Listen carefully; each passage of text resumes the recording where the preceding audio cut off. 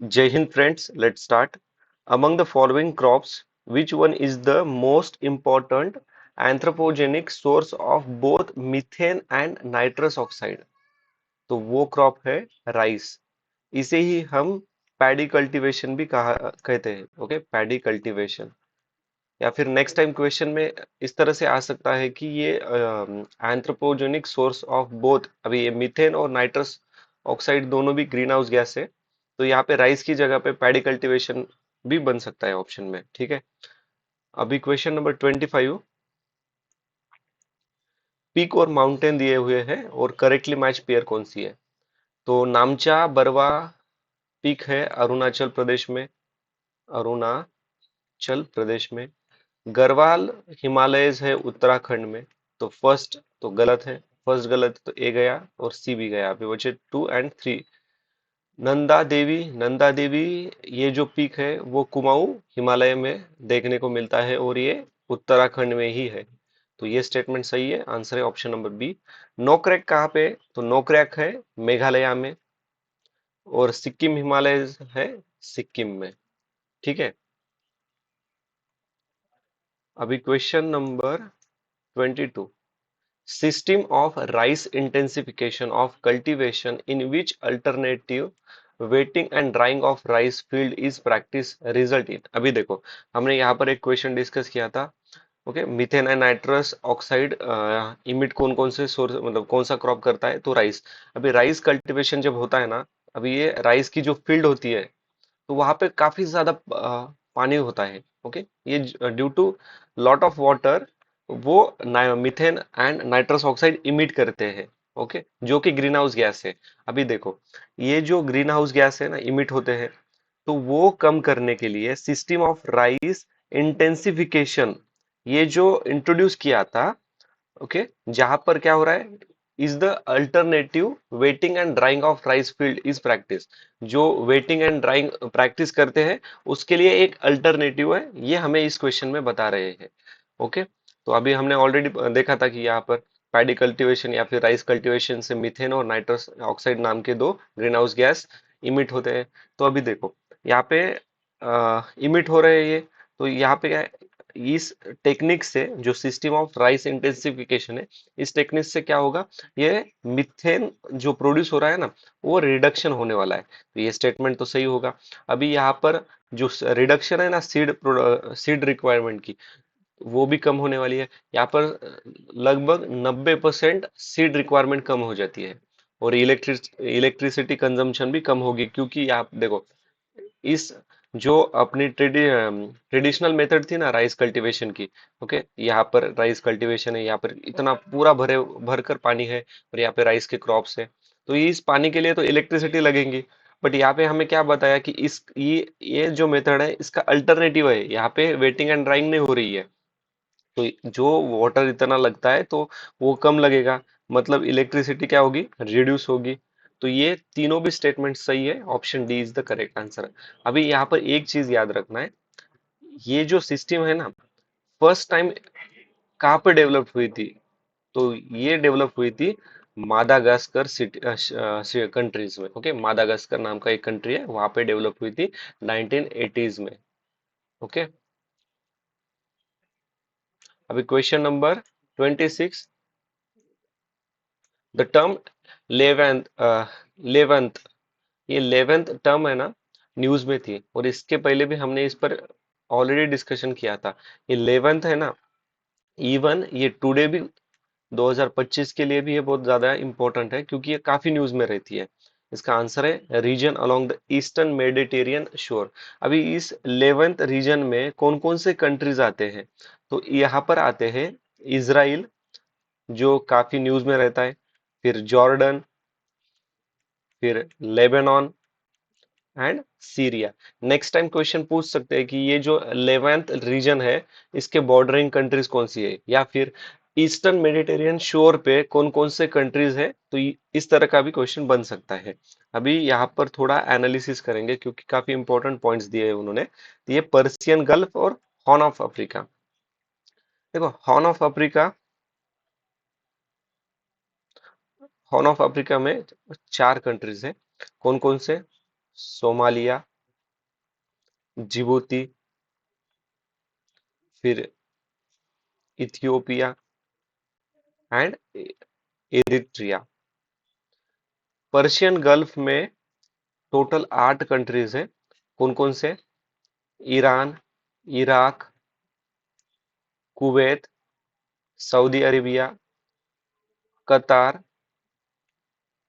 Bahrain, Oman and UAE. ठीक है। और मेडिटेरियन सी, तो हमें पता है मेडिटेरियन सी में क्या होता है। मेडिटेरियन सी को बॉर्डर करने वाले कितने कंट्रीज हैं दोस्तों? तो 20+ कंट्रीज है, मतलब एक्चुअली 21 कंट्रीज है। ठीक है। अभी क्वेश्चन देखेंगे। Which one of the following lake of West Africa has become dry and turned into desert? अभी ये उस टाइम ज्यादा न्यूज में रहेगा, तो इसका आंसर है option number B. Okay, lake Faguibine. और ये जो लेक फैग्यूबिनी है ना, वो नाइजर रिवर नाइजर रिवर पर था। और कहाँ पे लोकेटेड था? तो ये माली कंट्री में लोकेटेड था। Lake Victoria. लेक विक्टोरिया, इस लेक से इक्वेटर पास होता है। अब देखो, हमें पता है कि अफ्रीका एक ऐसा कॉन्टिनेंट है जहाँ पे इक्वेटर, कैप्रिकॉर्न और कैंसर, ये तीनों भी पास होते हैं। अभी ये जो विक्टोरिया है ना, लेक विक्टोरिया, ये किन कंट्रीज को बॉर्डर करता है? तो ये बॉर्डर करता है युगांडा, फिर केनिया एंड देन तंजानिया। ठीक है। अभी लेक ओंगुटा भी देख लेते हैं, ओंगुटा। तो लेक ओंगुटा है नाइजीरिया में। लेक वोल्टा है घाना में। और lake वोल्टा is one of the largest artificial lake है। ठीक है। One of the largest artificial lake है, ये याद रखना। अभी क्वेश्चन नंबर 27 में पूछा है अफगानिस्तान के बॉर्डरिंग कंट्रीज कौन से। तो एक ट्रिक से याद रखेंगे, पिट्टू। ओके, पिट्टू, ये ट्रिक है। P for Pakistan, I for हमारा प्यारा भारत, और दूसरा आई जो है ईरान। अभी जो टी है तजिकिस्तान, दूसरा टी है तुर्कमेनिस्तान, और ला आखिरी वाला जो यू है वो है उज्बेकिस्तान। तो आंसर क्या आया दोस्तों? 3, 4, 5, option C is the correct answer. अभी क्वेश्चन नंबर 24 में हमें पूछा है कि Gandikota canyon of south India was created by which one of the following river. तो ये जो कैनियन है वो क्रिएट किया है पेन्नार। पेन्नार रिवर का ओरिजिनेट होता है नंदी हिल्स, जो, और ये पेनियार रिवर फ्लो कर्नाटका से फिर आंध्र प्रदेश से लेके बे ऑफ बंगाल में। तुंगभद्रा, तुंग प्लस भद्रा रिवर जब कर्नाटका के कोडिली जगह पे मिलते हैं तो तुंगभद्रा रिवर फॉर्म होती है, जो कि कृष्णा रिवर की one of the important tributary है। ठीक है। मांजरा, ये गोदावरी नदी की इंपॉर्टेंट ट्रिब्यूटरी है। और मांजरा रिवर का ओरिजिन होता है बालाघाट रेंजस, महाराष्ट्र। कावेरी, कावेरी रिवर का ओरिजिन है ब्रह्मपुत्रा रेंजस। ठीक है। ब्रह्मपुत्रा रेंजस बता रहा हूं मैं। और ब्रह्मपुत्रा रेंजस कहाँ पे है? तो कर्नाटका में है, कर्नाटका में होते हैं। और कृष्णा नदी का उगम स्थान कहाँ पे है? तो वो है महाराष्ट्र के महाबलेश्वर में। गोदावरी नदी का उगम स्थान, सॉरी, ओरिजिन है नासिक त्र्यंबकेश्वर। ओके, गोदावरी नासिक त्र्यंबकेश्वर ओरिजिनेट होती है, और Krishna river originate from Maharashtra के महाबलेश्वर से। ओके। अभी नेक्स्ट क्वेश्चन देखेंगे, क्वेश्चन नंबर 28। अभी देखो यहाँ पर, with reference to India consider the following statement. कौन सा स्टेटमेंट करेक्ट है? Monazite is a source of rare earth. ठीक है, देखते हैं। Monazite contain thorium. Okay. Monazite occur naturally in the entire Indian coastal Sands in India, entire Indian coastal sand देखो, या India को लगभग 7,500 किलोमीटर की कोस्ट लाइन है, ठीक है, अप्रोक्सीमेटली मैं बता रहा हूँ। तो यहाँ पे हर जगह पे ये मोनाजाइट ऑकर्स होता है क्या? ये गलत है। हमने इससे पहले भी इसी तरह का ट्रैप देखा था कि ये इंटायर होता है क्या? इंटायर जब भी आएगा इंटायर इंडियन कोस्ट पे, वो गलत होगा, ठीक है। इसके पहले 2013 में और 2016 में ड्यूगोंग पर आया था। ओके, ड्यूगोंग एक सी काऊ है। ओके, इस और वहां पे भी उन्होंने पूछा था कि इंटायर इंडियन कोस्टल रीजन में हमें ये ड्यूगोंग देखने को मिलता है। तो वहां पे भी वही देखो, वही ट्रैफिक एग्जामिनर ने सेट किया है। तो थर्ड तो हर हालत में गलत है, तो ये थर्ड यहाँ पर गया, यहाँ पर गया, ये भी गया। आंसर आया ऑप्शन नंबर बी, 1 to 4। ठीक है। तो in India government bodies only can process and expert monazite, तो ये स्टेटमेंट सही है। वो ये जो गवर्नमेंट बॉडीज ओनली कर सकती है वो under the atomic energy act 1962 से, 1962 के तहत ये होता है। अभी मोनाजाइट कंटेन थोरियम, यस, और मोनाजाइट में रेयर अर्थ मिनरल भी होते हैं। ये दोनों भी स्टेटमेंट सही है। अभी कौन कौन से रेयर अर्थ मिनरल्स इसमें होते हैं वो एक बार देख लेते हैं। तो इसमें होते हैं थोरियम तो है ही, उसके बाद लैंथेनियम, उसके बाद सेरियम, प्रासैडोमियम, उसके बाद है नियोडाइयम। अभी देखो, ये रेयर अर्थ एलिमेंट्स होते हैं ना, उसको पहचानने की एक ट्रिक है। देखो, इनके नाम के आखिरी में ना यूएम लगता है। ओके, एक आधा एक्सेप्शन होता है बट मैक्सिमम टाइम ये यूएम रहता है। तो आपको अगर रेयर अर्थ मिनरल्स काफी जगह पे दिए हुए हैं और कौन सा नहीं है, इस तरह का क्वेश्चन पूछा, तो ये लॉजिक याद रखना। ओके। अभी ये इंडिया के कौन से कोस्टल लाइन पे हमें मिलता है?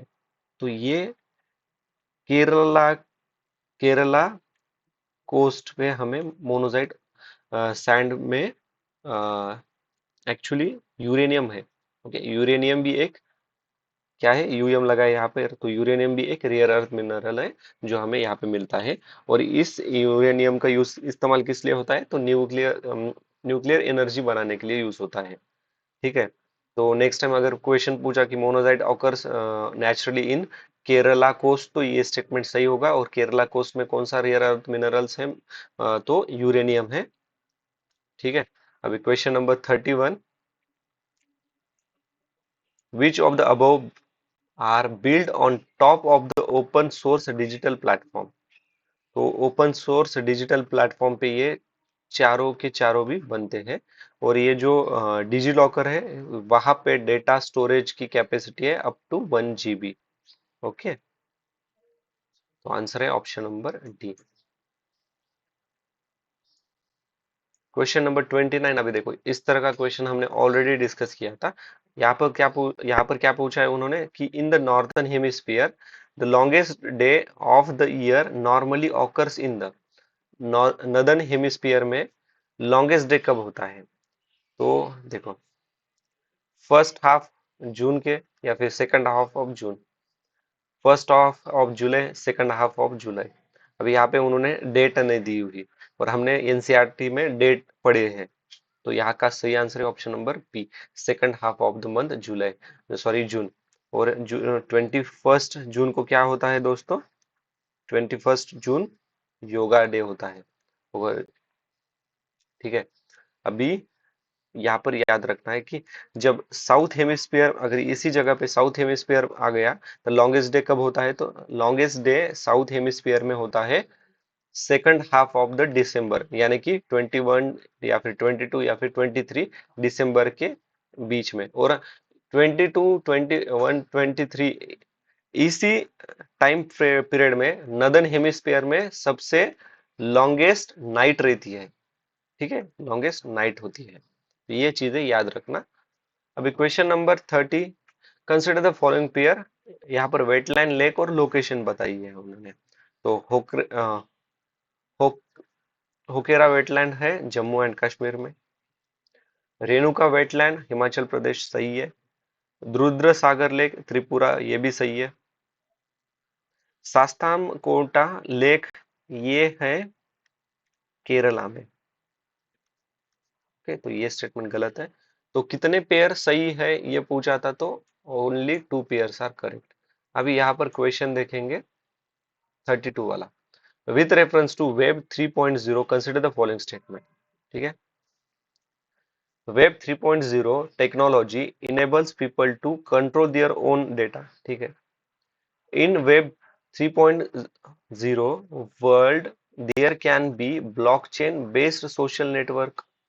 ठीक है, web 3.0 is operated by users collectively rather than corporation। अभी देखो, फर्स्ट स्टेटमेंट और थर्ड स्टेटमेंट में देखो, फर्स्ट स्टेटमेंट वो क्या बता रहे हैं कि ये technology enables people to control their own data, मतलब पीपल्स इसको मॉडिफाइड चेंज कर सकते हैं, मतलब पीपल कल कर सकते हैं, मतलब जो कॉरपोरेशन वगैरह इनका कोई हाथ रहेगा क्या इसमें? नहीं रहेगा। गवर्नमेंट का कुछ कंट्रोल रहेगा क्या इस पर?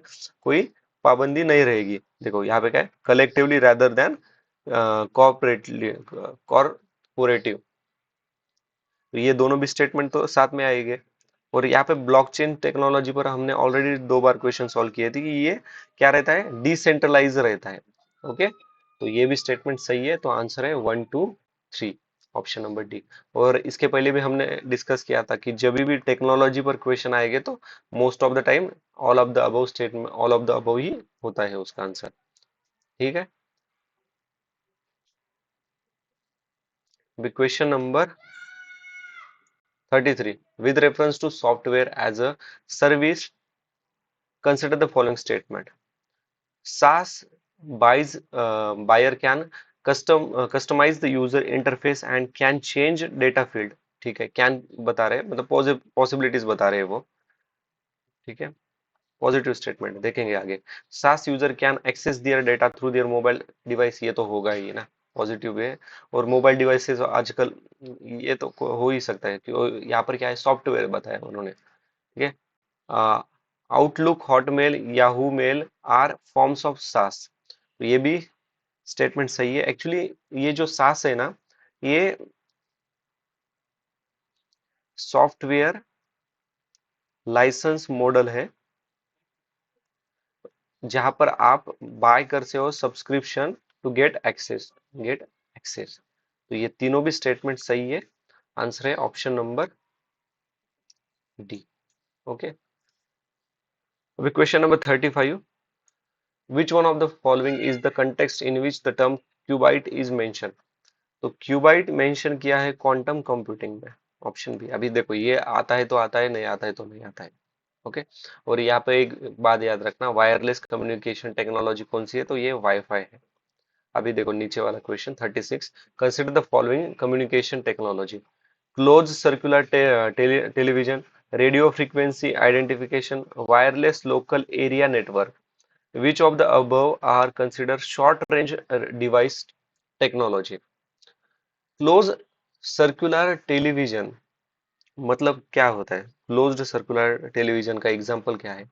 तो जो सीसीटीवीज है ना, वो इसके अंदर आते हैं। तो ये भी स्टेटमेंट सही है, क्योंकि शॉर्ट रेंज बताया उन्होंने।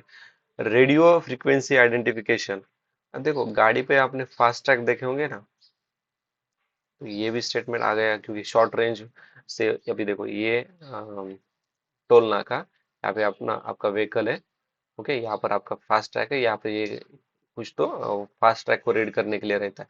तब ये व्हीकल जाता है तो ये रीड कर लेता है, मतलब ये शॉर्ट रेंज पे काम कर ही रहा है ना। Wireless local area network, wireless communication technology, wifi, ये भी तो क्या करता है? अभी तो वाईफाई सबको पता है यार। ओके, थर्ड स्टेटमेंट भी सही है, तो आंसर है option number D. Okay, question number 34, which one of the following statement best reflect the idea behind the fractional orbital bombardment system often talk about in media। अभी ये उस time का current affair का question है।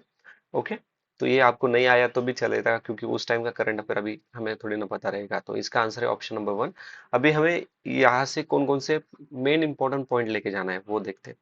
तो एक याद रखना, DART, डार्ट मतलब होता है डबल एस्टेरॉइड रिडायरेक्शन टेस्ट। ये नासा का मिशन है, नासा का मिशन है। ओके।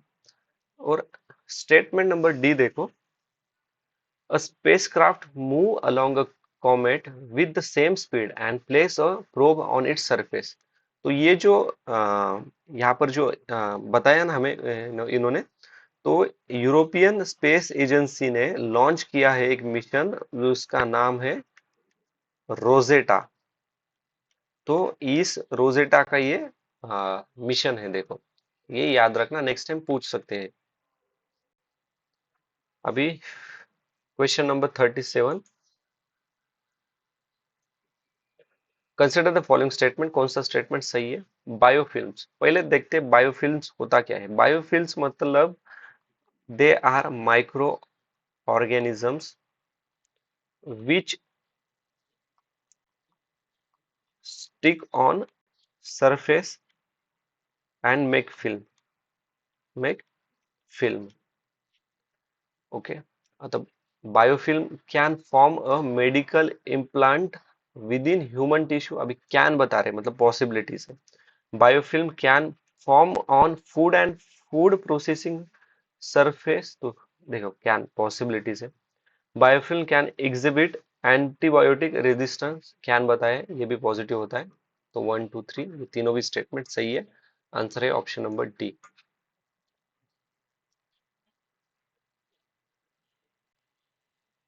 अभी question number 38, consider the following statement in respect of probiotics. Probiotics are made of both bacteria and yeast. Probiotics मतलब क्या है। प्रोबायोटिक्स मतलब होता है लाइव माइक्रो ऑर्गेनिज्म, ठीक है। एग्जाम्पल के तौर पे क्या है, तो अपना कर्ड, दही। ओके, इसके दो टाइप्स होते हैं जो कि इतने इंपॉर्टेंट है ही नहीं, तब भी देख लेते हैं एक बार। एक है लैक्टो बेसिलस एंड दूसरा है bifido back bifidobacterium, bifidobacteria.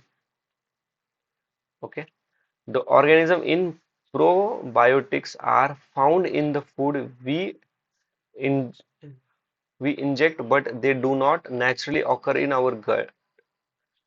Okay, ये बता रहे हैं कि ये नेचुरली हमारे बॉडी में ऑकर नहीं होता, तो ये स्टेटमेंट गलत है।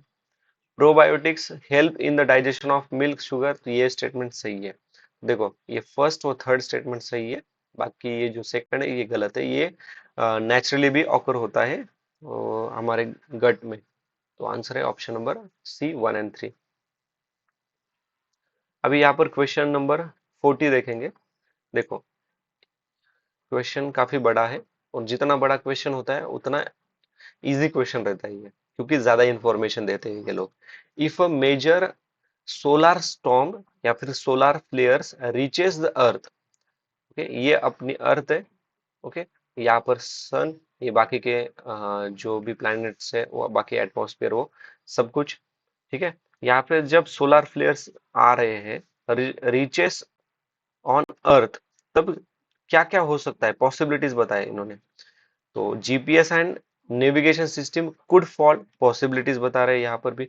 Tsunami could occur at equatorial region, ठीक है देखते हैं। ओके, पॉसिबिलिटीज तो बता रहे हैं बट इक्वेटोरियल रीजन पे बता रहे हैं, इसको सोचना पड़ेगा। थर्ड देखेंगे, power grid could be damage. Okay, possibilities बता रहा है। Intense aurora could occur over much of the earth. Over much of the अर्थ, पूरे अर्थ पे नहीं, कुछ जगह पे बता रहे हैं ये ऑकर हो सकता है, ठीक है देखते हैं। पॉजिटिव लग रहा है ये भी। Forest fire could take place over much of the planet, काफी जगह पे फॉरेस्ट फायर हो सकती है, ठीक है देखेंगे इसको भी। Orbits of the satellite could be disturb, orbit of the satellite could be disturb, देखते हैं। एंड लास्ट का क्या है, short wave radio communication of the aircraft flying over polar region could be interrupt. Okay, देखो पहले तो एक चीज याद रखना, जब भी इस तरह का क्वेश्चन आता है ना जिसमें 6 से लेके 7 आपको स्टेटमेंट्स दिए रहते हैं, तो सबसे पहले ऑल ऑफ द वो वाला कैंसिल करना है, क्योंकि ये कभी आंसर नहीं होता। ओके, 90% तो ये आंसर नहीं होता। अभी बाकी के ऑप्शन देखेंगे। अभी देखो, ये जो फर्स्ट है, थर्ड, फोर्थ, फिर 6 एंड 7, यहाँ पे उन्होंने बात क्या की है, देखो उन्होंने बात की है कि ये जीपीएस नेविगेशन सिस्टम कुल भी फेल, मतलब जीपीएस कहाँ पे होता है, एक मिनट जस्ट, जीपीएस होता है अर्थ के ऑर्बिट में यहाँ पे, और जब ये आएंगे तो यहाँ पे कुछ ना कुछ तो होगा। ठीक है, मतलब एक तो फर्स्ट तो स्टेटमेंट सही है। Tsunami could be occur at equatorial region, भाई सुनामी आता किसकी वजह से है, सुनामी आता है टेक्टोनिकल एक्टिविटी, टेक्टोनिकल जो प्लेट्स होते हैं अर्थ के अंदर, वहां से होता है। और दूसरा रीजन देखो, यहाँ पे उन्होंने क्या कहा है कि ऑकर एट इक्वेटोरियल रीजन पे ही आते हैं, सिर्फ इक्वेटोरियल रीजन पे ही आते हैं, इस तरह का उस मतलब एट इक्वेटोरियल रीजन, क्यों बाकी के रीजन में नहीं, मतलब पोलर रीजन वहां पे कुछ नहीं हो सकता, मतलब कुछ ना कुछ तो एक्टिविटी होंगी ना। मतलब इतना समझ में आना चाहिए कि अगर आपको कंसेप्ट भी नहीं पता कि सुनामी कहाँ कैसे ऑकर होता है, क्या होता है, तो यहाँ पे आपको इतना समझ में आना चाहिए कि ये एट इक्वेटोरियल कुछ तो रिस्ट्रिक्शन बता रहा है, एग्जामिनर कुछ तो ट्रैप सेट कर रहा है, ये आपको आइडेंटिफाई करना आना चाहिए था। ठीक है, तो ये स्टेटमेंट गलत होगा। अभी देखो, ये जो स्टेटमेंट नंबर 5 है ना, forest fire could be take place, अभी देखो फॉरेस्ट फायर, अभी देखो सुनामी फ्लेयर्स आएंगे अर्थ एटमॉस्फेयर में। ओके, तो ये फॉरेस्ट फायर वगैरह ये ऐसा कुछ होता नहीं है। ठीक है, पॉसिबिलिटीज नहीं रहती इसकी, क्योंकि ये पूरा जो रहता है, ये अर्थ है अपना, ये पूरा एटमॉस्फेयर की वजह से होता है, और ये जीपीएस नेविगेशन एटमॉस्फेयर पे रहते हैं, पावर ग्रिड वो सैटेलाइट वो उनका कनेक्शन रहता है, तो इस पे एम्पर हो सकता है। ओके, इंटेंस ऑरोरा, ये तो मैग्नेटिक फील्ड वो वाले कंसेप्ट, मतलब वो वाला फिनोमिना रहता है, तो इनडायरेक्टली डायरेक्टली उन पे इम्पैक्ट हो सकता है। सैटेलाइट तो स्पेस में ही होता है, और short range range communication aircraft, अभी एयरक्राफ्ट तो फ्लाई होते ही है अपने एटमॉस्फेरिक लेयर्स में, तो इस पे भी इम्पैक्ट हो सकता है। ठीक है, तो इस तरह से सोचना था हमें। तो आंसर है इसका 1 3 4 6 7, 1 3 4 6 7, option number C is the correct answer. ठीक है, अभी क्वेश्चन नंबर 39, अभी देखो ये उस टाइम कोविड 19 पैंडेमिक के इस पर क्वेश्चन है। In the context of vaccine manufacturing to the present COVID-19 pandemic, consider the following statement. The Serum Institute of India proceed COVID-19 vaccine named Covishield using mRNA platform. देखो यहीं पर examiner ने trap set किया है, mRNA नहीं है वहां पर, रिकॉम्बिनेंट एडिनो एडिनोस वायरस वेक्टर, तो ये स्टेटमेंट गलत है। और Sputnik fifth vaccine is manufactured using vector based platform. ठीक है, और Covaxin is an active inactive pathogen based vaccine. देखो सबसे सही तो थर्ड है, हमें पता है, और सेकंड भी सही है, तो आंसर आता है 2 एंड 3 ऑप्शन बी। ठीक है, जस्ट इस क्वेश्चन के थीम को अंडरस्टैंड करना है, क्योंकि इस पर ये क्वेश्चन तो रिपीट होने वाला अभी। Okay, question number 41, climate action tracker which monitors the emission reduce pledges of different countries is a, अभी ये जो क्लाइमेट एक्टिव ट्रैकर है ना, database created by coalition of the research organization, climate action tracker track कर रहा है, database create by coalition of research institution, wing of international panel of climate change committee under United Nation framework convention on climate change, agency promoted and financed by UN United Nation environment programme and World Bank. ठीक है, ये देखो ये bye वाला trap ये भी लगेगा, committee under, ये भी नहीं है, ये भी नहीं है, option A is the correct answer है। ठीक है, ये जो क्लाइमेट एक्शन ट्रैकर है, ये एक्चुअली ट्रैक करते हैं जो गवर्नमेंट्स के क्लाइमेटिक एक्शन, कौन कौन से गवर्नमेंट ने क्या क्या क्लाइमेट के लिए एक्शंस लिए है, कौन कौन से मेजर्स लिए है, वो ट्रैक करते हैं। और इनका एम है कि जो एटमॉस्फेरिक टेम्परेचर है वो लिमिट करना है, जो बढ़ने वाला है ना 1.5 डिग्री सेल्सियस से, उस पर रिड्यूस करने का इनका टारगेट है। और ये कोलैबोरेशन किन के साथ होता है, तो दे कोलैबोरेट विथ क्लाइमेटिक, जस्ट ये important, climate analytics and new climate institution. Okay, इनके साथ ये कोलैबोरेट करते हैं।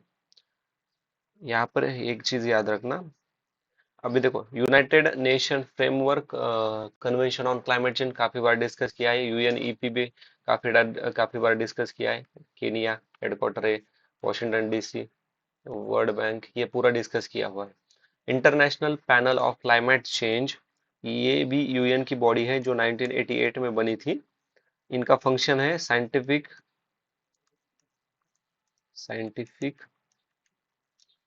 डेटा कलेक्ट करना related to climate change.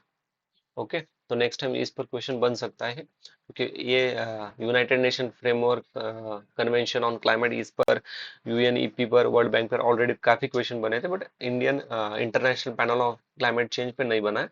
Okay, तो ये यूएन बॉडी है, 1988 में बनी हुई है, और ये साइंटिफिक डेटा कलेक्ट करती है with respect to climate change.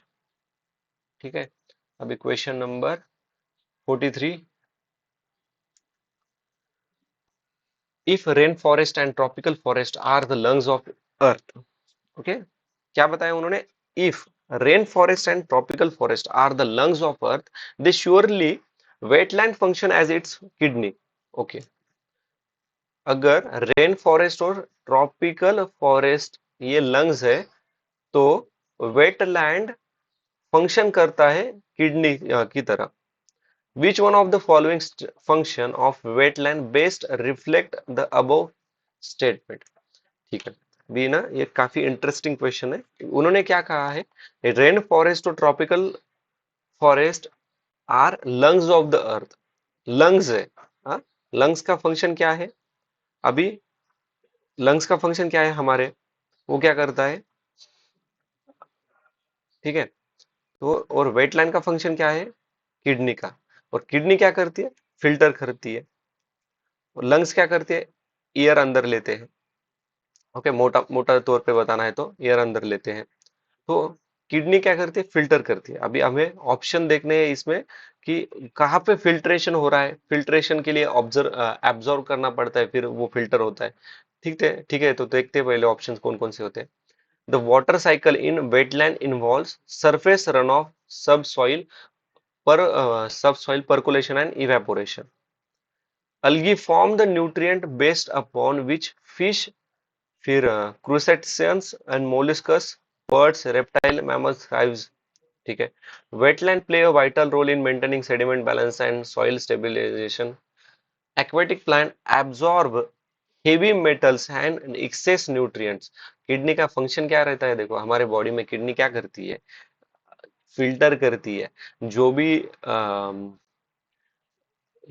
जो भी हम खाते हैं उसमें जो हेवी मटेरियल्स या फिर जो भी रहता है ना, उसको क्या करती है किडनी, फिल्ट्रेट करती है, और जो आवश्यक होता है वही एब्जॉर्ब करती है, बॉडी के अंदर भेजती है, और बाकी का सभी बाहर छोड़ देती है। ओके, एक्सक्रीटरी सिस्टम में छोड़ देती है, तो इसका सही आंसर है option number D.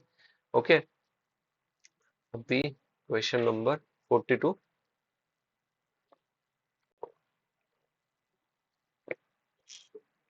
Which of the above statement correct, कौन सा स्टेटमेंट है वो पूछा है हमें। The Climate Group is an international non-profit organization that drives climate action by building large network and runs them। ठीक है, क्लाइमेट ग्रुप है, international non profit organism, sorry organization है। ठीक है, ये भी बराबर है। और देखो आगे उन्होंने क्या, क्या कहा है, drives climate action by building large networks and run them. तो ये क्या करते हैं, नेटवर्क बनाते हैं और वो आगे बढ़ाते हैं। मतलब एक तो ये पॉजिटिव डेवलपमेंट है। ठीक है, अभी देखते हैं बाकी के स्टेटमेंट कौन कौन से सही है।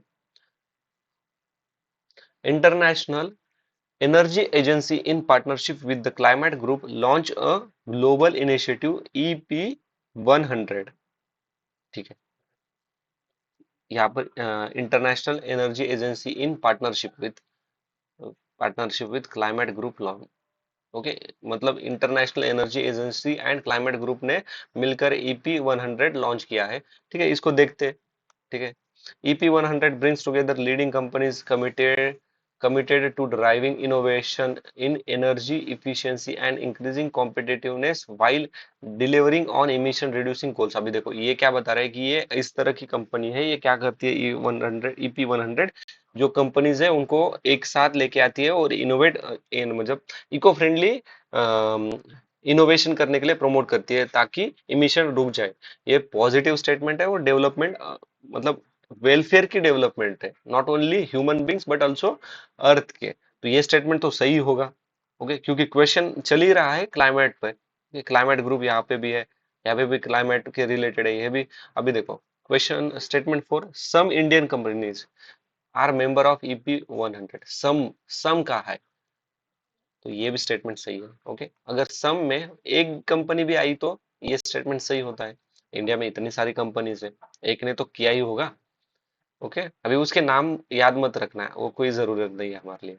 International Energy Agency is the secretariat to the Under Two coalition.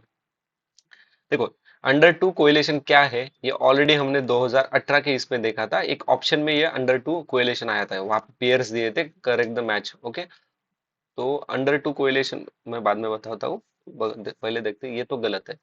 तो थर्ड सही है, फोर्थ सही है, फिफ्थ गलत है, ये गया, ये गया, ये भी गया। Option B is the correct answer, answer 135। Okay, first statement भी सही है। और ये जो सेकंड स्टेटमेंट गलत क्यों है कि देखो वही हमारा ट्रैप है, यहाँ पर एक बॉडी दिया है विथ इसके साथ दूसरी बॉडी, उनके कोलेब्रेशन है, और ये हमेशा क्या करते हैं, ये गलत, एक गलत देते हैं, एक सही देते हैं। तो ये इंटरनेशनल एनर्जी एजेंसी नहीं है, वहां पर है अलायंस टू सेव एनर्जी नाम की एक ऑर्गेनाइजेशन है, प्लस मतलब पार्टनर विथ क्लाइमेट ग्रुप, उन दोनों ने मिलकर लॉन्च किया है EP100। अभी अंडर टू कोइलेशन है ना, जो सब नेशनल गवर्नमेंट होते हैं, मतलब क्या होता है कि इंडिया में जैसे महाराष्ट्र, यूपी, बिहार, ये जैसे स्टेट्स है, और अमेरिका का कैलिफोर्निया पकड़ो या फिर टेक्सास पकड़ो या कोई भी पकड़ो। ठीक है, तो ये जो होते हैं इसे इन्हें कहा जाता है सब नेशनल्स। तो इन इनके बीच में एक क्या बोलते हैं उसे, इनका एक कोइलेशन ग्रुप है, और इस ग्रुप के अंडर क्या करते हैं वो voluntarily non binding climate change related target set करते हैं। ठीक है, तो अंडर टू कोरिलेशन याद रखना। देखो अभी तक ये सिर्फ ऑप्शन में पूछा है, दो बार ऑप्शन में पूछा है, तो मैं नेक्स्ट टाइम पूछ सकते हैं कि अंडर टू कोरिलेशन पर क्वेश्चन सीधा बन सकता है। ओके, अभी question number 44। In the context of WHO air quality guidelines consider the following statement. ठीक है, पढ़ेंगे अभी इसको। The 24 hours mean of PM 2.5 should not exceed 15 microgram per meter cube and annual means of PM 2.5 should not exceed। ठीक है, अभी इतनी सारी इंफॉर्मेशन दी है, मुझे भी कुछ पता नहीं इसके बारे में, देखते हैं बाकी। In a year the highest level of ozone pollution occur during the period of inclement weather. Inclement weather मतलब क्या, कोल्ड, हाईएस्ट। ठीक है, देखते हैं। PM10 can penetrate the lungs barrier and enter the bloodstream। Okay, PM10 can penetrate हो सकता है। Okay, अभी आखिरी का excessive ozone in the air can trigger asthma. इसमें सबसे सही कौन सा लग रहा है आपको, excessive ozone in air can trigger asthma, ये तो सबसे सही लग रहा है मुझे। ठीक है, मतलब फोर्थ तो सही है, फोर्थ सही है तो डी गया, अभी बचे 134 14 एंड 234। ओके, हमने इसके पहले कितनी बार तो डिस्कस किया था कि ये हाईएस्ट की जगह पे लोएस्ट वाला ट्रैप सेट करते, तो ये सेकंड स्टेटमेंट गलत है। ये क्या होता है देखो, lowest level of ozone pollution occurs in cold weather, और जब सन, अभी देखो नेक्स्ट टाइम एग्जामिनर पूछ सकता है कि सनी वेदर है, मतलब क्या समर वाला रीजन है, समर वाला पीरियड है, तो क्या होगा, तो हाईएस्ट ओजोन पोल्यूशन होगा। ठीक है, तो ये याद रखना कि विंटर में कम, समर में ज्यादा। ठीक है, तो सेकंड गलत है, तो कौन कौन सा ऑप्शन गया? ये गया। अभी बचे 134 और 14। ठीक है, 50-50 तक तो आ गए हम। तो देखो, ये जो थर्ड स्टेटमेंट है ना, PM10 कैन पेनिट्रेट नहीं होता, ये PM2.5 can penetrate the lungs barrier and enter the blood sheet. तो आंसर है ऑप्शन नंबर बी। ठीक है, अभी नेक्स्ट क्वेश्चन डिस्कस करते हैं।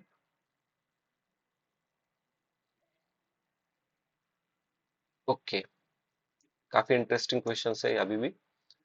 विद रेफरेंस टू गच्ची समटाइम, अभी ये उस टाइम में न्यूज में था। ठीक है, गच्ची एक फंगस है। It grows in some Himalayan forest area. अभी देखो, इतना बड़ा फॉर ये हिमालयन रीजन है, फॉरेस्ट रीजन है, वहां पे एक जगह पे भी यहाँ पे सम कहा है उन्होंने, ना कि पूरे इंटायर हिमालयन फॉरेस्ट एरिया, ऐसा भी नहीं कहा, सम। अगर एक जगह पे भी पाया तो ये स्टेटमेंट सही होगा। तो सेकंड तो हर हालत में सही है, इवन आपको ये फंगी है या नहीं है ये नहीं, बट सेकंड तो सही है। सेकंड सही है, तो कौन कौन से ऑप्शन गए? ये गया और ये भी गया। अभी थर्ड स्टेटमेंट देखते हैं। It is commercially cultivated in the Himalayan foot hills of the north east India. मैंने कहा था ये नॉर्थ ईस्ट, देखो नॉर्थ की जगह पे साउथ होगा। ओके, यहाँ पे स्वैप करेगा एग्जामिनर। इसी तरह से उन्होंने नॉर्थ ईस्ट की जगह, नॉर्थ ईस्ट गलत है, एक्चुअली ये नॉर्थ वेस्ट है। Okay, north west Himalayan foot hills of north east India में ये कमर्शियली कल्टीवेट किया जाता है। तो एग्जामिनर ने यहाँ पर ट्रैप सेट किया था, नॉर्थ ईस्ट की जगह पे एक्चुअली नॉर्थ वेस्ट है। तो ये स्टेटमेंट क्या है? गलत है। आंसर है 1 and 2, C is the correct answer. Okay, C is the correct answer. और सम हिमालयन फॉरेस्ट कहाँ कहाँ पे है? तो ये उत्तराखंड, जम्मू एंड कश्मीर, हिमाचल प्रदेश वाले रीजन में। और इसकी कीमत काफी महंगी होती है, ये काफी कॉस्टली होता है। अभी question number 48। Which one of the following are nitrogen fix plant? Nitrogen fixation करने वाले कौन कौन से प्लांट्स है? अभी देखो, इसमें सबसे सही आपको कौन सा लग रहा है? बचपन से हमने पढ़ा है एनसीईआरटीज में, तो ये है चिकपीस। थर्ड, तो थर्ड सही है, तो कौन कौन से गलत होते हैं वो देखेंगे। तो थर्ड सही होने के कारण ये गया, ये भी गया।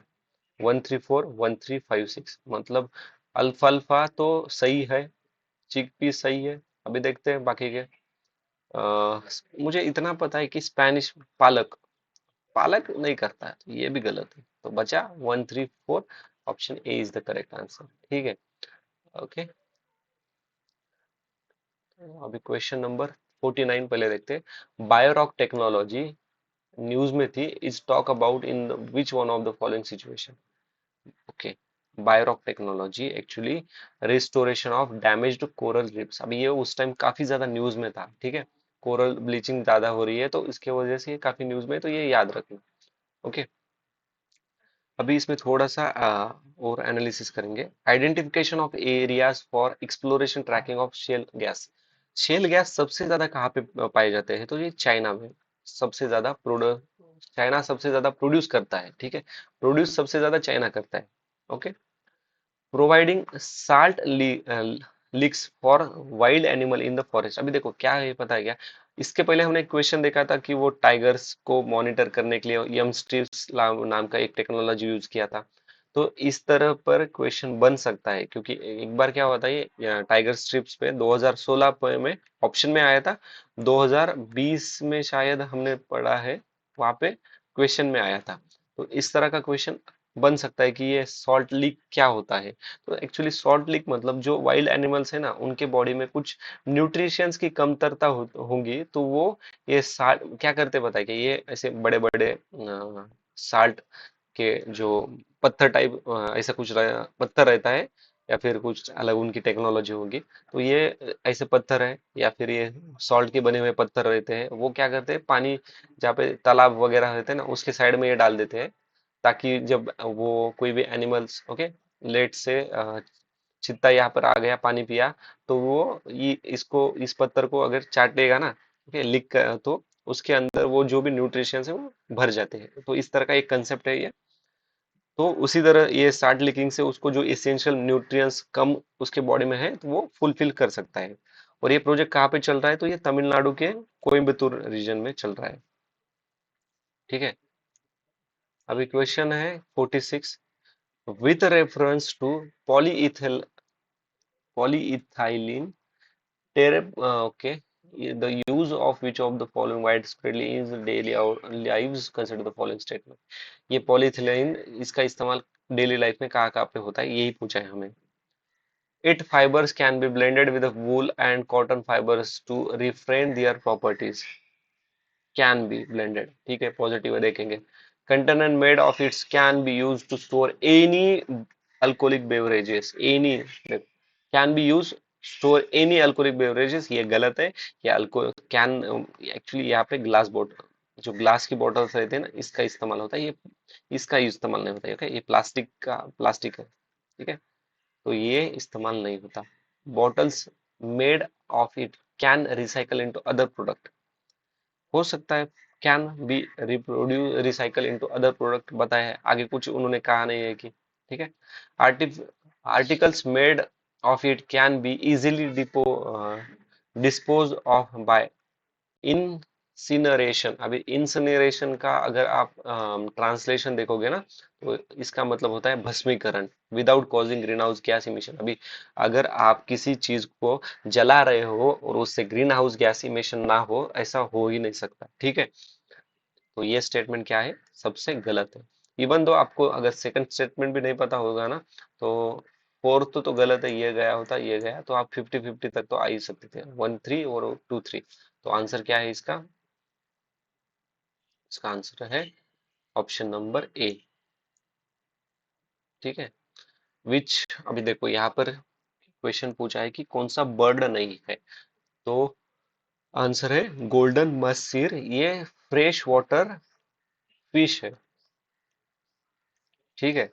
और आज का आखिरी का क्वेश्चन देखेंगे, ठीक है, और थोड़े डिस्कस करते हैं क्योंकि नेक्स्ट वीडियोस में बचे हुए.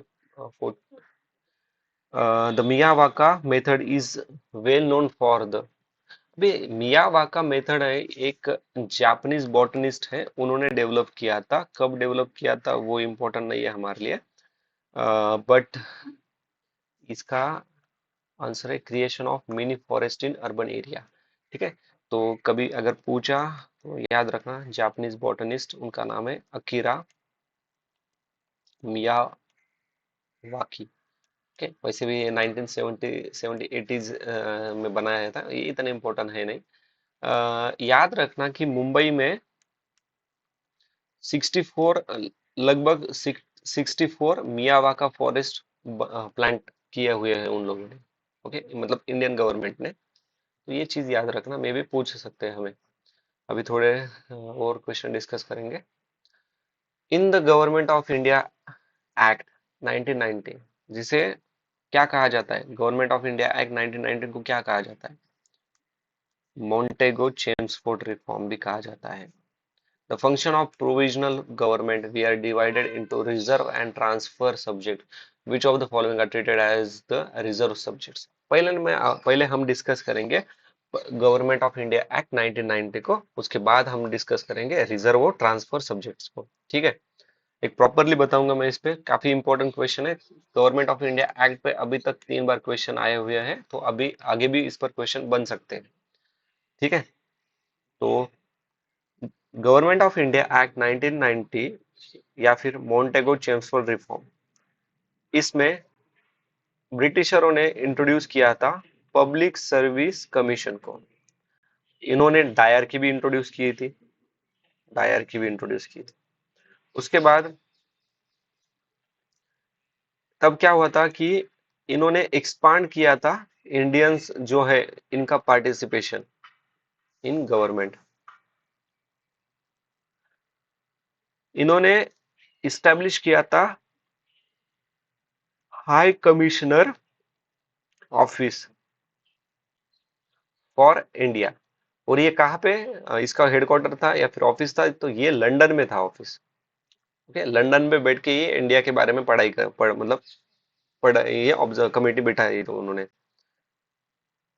सबसे इंपॉर्टेंट पॉइंट है, अभी तक कभी पूछा नहीं है इन लोगों ने, बट याद रखना, give women the right to vote, right to vote. उसके बाद फर्स्ट टाइम इन्होंने बाइकैमरलिज्म इंट्रोड्यूस की थी एंड डायरेक्ट इलेक्शन करवाए थे। फिर इंडियन लेजिस्लेटिव काउंसिल को रिप्लेस करके किसमें लाया था, ये बाइकैमरलिज्म में लाया था। बाइकैमरलिज्म में क्या क्या आता है, इट कंसिस्ट अपर हाउस यानी कि council of state and lower house जिसे लेजिस्लेटिव असेंबली कहा जाता है। Okay, and introduce two subjects that is reserve and transfer. Okay, तो अभी हमारे क्वेश्चन की तरफ देखेंगे, रिजर्व एंड ट्रांसफर। मुझे इतना बताओ, ब्रिटिशर कभी इंडिया के वेलफेयर के बारे में तो सोचते हैं नहीं। रिजर्व जो सब्जेक्ट्स है वो आते थे ब्रिटिशरों के पास, और ट्रांसफर जो सब्जेक्ट्स है अभी हमने डिस्कस किया कि ताकि इंडियन जो पार्टिसिपेशन है वो बढ़ाया था। मतलब इंडियन पार्टिसिपेशन बढ़ाया था तो इंडियन के हाथ में भी तो कोई पावर देनी पड़ेगी ना, छोटी मोटी। तो ये जो ट्रांसफर सब्जेक्ट है वो आते हैं, जस्ट मिनट, वो आते हैं इंडियन जो मिनिस्टर्स है ना, इनके हाथ में। तो इंडियन मिनिस्टर के हाथ में आते हैं तो वो इंडियन लोगों के पास पुलिस तो देगा नहीं, पुलिस की पावर तो देंगे नहीं। ठीक है, मतलब ये हमें पूछा है रिजर्व, तो रिजर्व किस में आएगा, पुलिस आएगा रिजर्व में। लैंड रेवेन्यू, पैसा जमा करना, अरे पहले ही ब्रिटिशर्स इतने भिखारी है पैसों के लिए। ओके, इतना लूट के गए हैं, तो लैंड रेवेन्यू तो देंगे ही नहीं। एडमिनिस्ट्रेशन ऑफ जस्टिस, भाई जस्टिस देंगे ये हमारे हाथ में नहीं देंगे, ये रिजर्व लिस्ट में आता है, तो ये भी है। अभी बचा लोकल सेल्फ गवर्नमेंट, तो ये आता है ट्रांसफर में। ओके, ट्रांसफर में आता है, तो इसका सही आंसर क्या है, 1, 3, 4, option C is the correct answer. अभी बाकी कौन कौन से रिजर्व में आते हैं वो भी एक बार देख लेते हैं। जो इरिगेशन है वो भी रिजर्व में आता है। Okay, law and order, finance, ये सब आते हैं रिजर्व में। ओके, और कंट्रोल कौन करते हैं, ब्रिटिश मिनिस्टर्स करते हैं। अभी ट्रांसफर लिस्ट में कौन कौन से सब्जेक्ट आते हैं, ठीक है, इसको समझना दोस्तों, इसको याद नहीं रखना हमें। ठीक है, ओके, तो ट्रांसफर में आते हैं एजुकेशन, हेल्थ, लोकल गवर्नमेंट, उसके बाद एग्रीकल्चर, एक्साइज। ओके, तो ये जो सब्जेक्ट्स है, और एक इंडस्ट्री, ये जो सब्जेक्ट्स है वो आते हैं इंडियन मिनिस्टर जो कि ट्रांसफर सब्जेक्ट संभालते थे। ओके, ये इंडस्ट्री को करंट वाले इंडस्ट्री से मतलब कोरिलेट करना, ठीक है, उस टाइम की जो इंडस्ट्री तो काफी अलग सिनारियो था उस टाइम। ओके, मतलब इंफ्रास्ट्रक्चर बिल्ड करने के जो भी काम है इनके पास देते थे, और पैसा जमा करने के काम ब्रिटिशर्स खुद लेते थे। अभी इंफ्रास्ट्रक्चर बनाने के लिए पैसा जरूरी रहता है, बट ये पैसा तो ये ब्रिटिशर देते नहीं थे। तो फिर कुछ भी होने के बाद ये क्या कर बोलते थे कि अगर कोई प्रोटेस्ट वगैरह हुआ तो ब्रिटिशर बोलते थे कि आपके ही मिनिस्टर वहां पे बिठाए हैं, बट रियलिटी में ये कुछ भी इंफ्रास्ट्रक्चर बिल्ड करने के लिए पैसा बहुत स्लोली प्रोसेस प्रोवाइड करते थे। ठीक है, अभी क्वेश्चन नंबर 54, क्रिप्स मिशन पर क्वेश्चन है। क्रिप्स मिशन कब आया था, 1942 में। Constituent assembly would have member nominated by provisional assembly as well as princely state, तो ये स्टेटमेंट गलत है। प्रिंसली स्टेट में नॉमिनेटेड है, और ये जो प्रोविजनल असेंबलीज वाले हैं तो वो इलेक्टेड है। एंड सेकंड स्टेटमेंट क्या बता रहा है कि any provision which is not prepared to accept the new constitution would have the right to sign a separate agreement with British regarding their future status. अभी देखो ये स्टेटमेंट ही किस तरह का है, नेगेटिव स्टेटमेंट है। ब्रिटिशर क्या कर रहा है यहाँ पर, ब्रिटिशर इंडिया को फिर से डिवाइड करने की बात कर रहा है, और गवर्नमेंट ब्रिटिशर का क्वेश्चन आया और स्टेटमेंट नेगेटिव है तो समझना वही आंसर होता है। तो सेकंड स्टेटमेंट सही है, आंसर है ऑप्शन नंबर बी। ठीक है, अभी question number 52, in medieval India the term fanam, ये फनाम है ना, इस ये गोल्ड कॉइन है एक्चुअली, ये विजयनगरा एम्पायर में काफी फेमस था उस टाइम पे। ठीक है, अभी ना एक अब्दुल रजाक बोल के एक ट्रैवलर था या फिर एक बंदा था जिसने काफी कुछ रिकॉर्ड्स मेंशन किए थे। तो उसने कहा था कि there are three kinds of money उस टाइम थे मेडावल इंडिया में। तो वो एक्चुअली गोल्ड से मिक्स करके बनाते, मतलब गोल्ड में कुछ डिफरेंट डिफरेंट अला अलॉयज मिक्स करते थे, और डिपेंडिंग अपॉन गोल्ड का मात्रा कितना है वो उस कॉइन की प्राइस डिसाइड करते थे। ठीक है, हमें वो इतना जरूरी नहीं है, हमें सिर्फ याद रखना है कि वराहा, फिर लोपे की, या फिर लोपे की को ही कहा जाता है परताब एंड फनाम, ये तीन कॉइन थे। इतना ही बस हमें याद रखना है। ओके, क्वेश्चन नंबर 53, गदर पार्टी से रिलेटेड कौन कौन है वो हमें पूछा है इन्होंने। गदर पार्टी के फाउंडर कौन कौन है, ओके, एक्टिवली एसोसिएटेड कौन है वो पूछा था, तो यहाँ पे सिर्फ रास बिहारी बोस है। तो आंसर सिर्फ option D C three only. अभी गदर पार्टी में काफी मेंबर थे, फाउंडिंग कौन कौन है वो ही याद रखेंगे हम।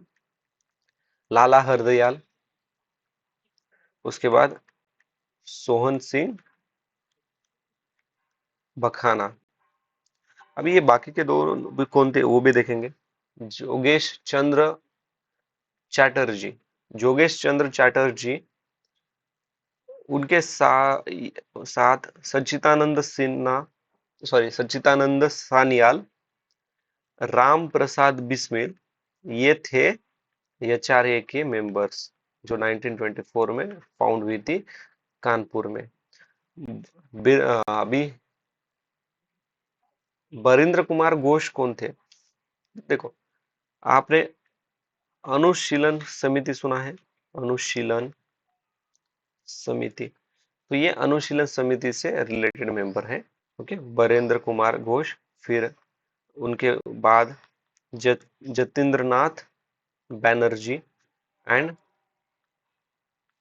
प्रमोता मित्तल, ये जो तीन है ना, बरिंद्र कुमार घोष, फिर जतिंद्र नाथ बैनर्जी एंड प्रमोता मित्तल। ओके, अगर ट्रिक से याद रखना है तो अ, बरिंद्र कुमार घोष का बी, जतिंद्र जतिंद्र नाथ बैनर्जी का जे, और प्रमोता मित्तल का पी। Okay, BJP. इस ट्रिक से आप याद रखते हो अनुशीलन समिति को। ठीक है, question number 55, with reference to Indian history consider the following text. ठीक है, कौन सा टेक्स्ट जैनिस टेक्स्ट है ये हमें पूछा है उन्होंने।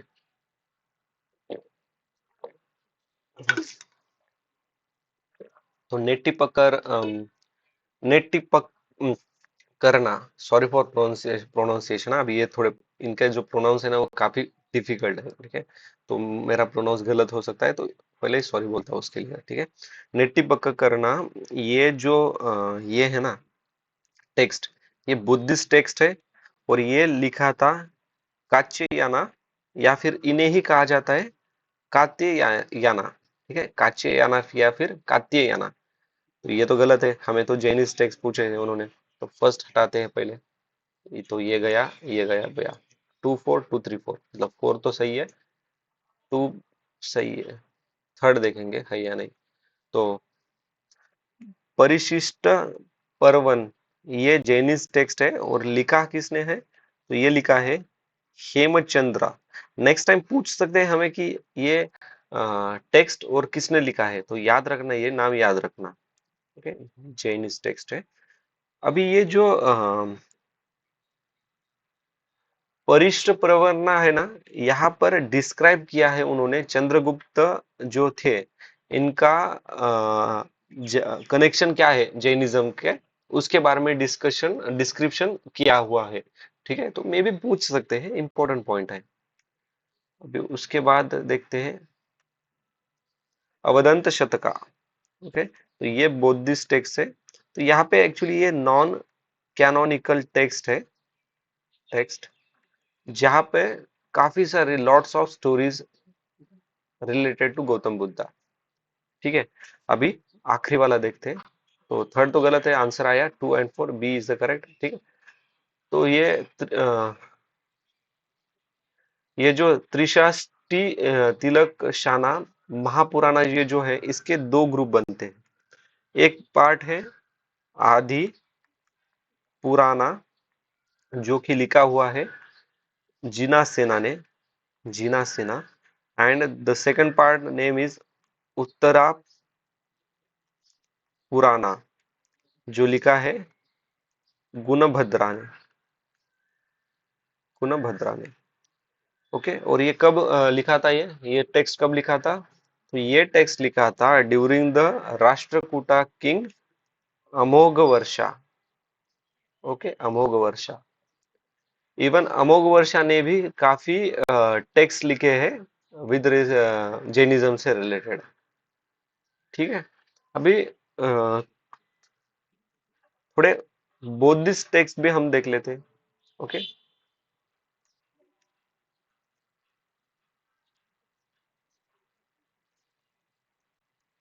बुद्धिस्ट टेक्स्ट, तो बुद्ध चरिता, फिर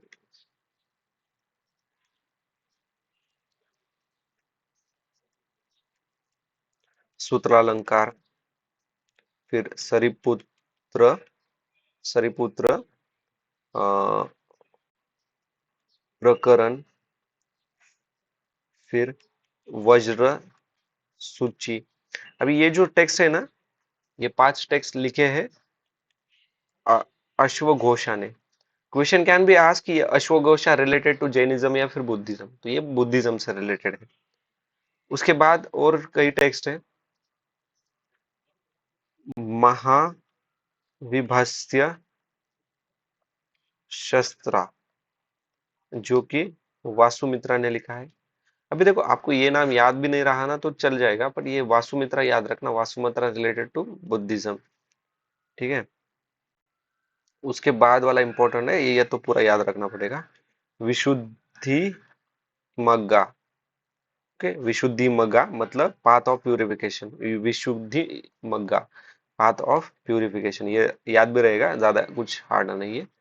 एंड सुमंगल वस्सिनी, तो ये दोनों लिखे हैं बुद्ध घोष, घोषा इन्होंने 5th सेंचुरी में। ठीक है, तो ये वाला याद, ज्यादा याद रखना। ठीक है, बुद्ध घोषा तो ये समझ में आएगा, उनके नाम के आगे बुद्ध घोषा लिखा है। तो ठीक है दोस्तों, अभी बाकी क्वेश्चन नेक्स्ट वीडियो में डिस्कस करते हैं। अगर कोई डाउट या फिर कोई सजेशन है तो प्लीज कमेंट बॉक्स में मेंशन कीजिए। ठीक है, thanks for watching, see you in next video. Jai Hind, take care.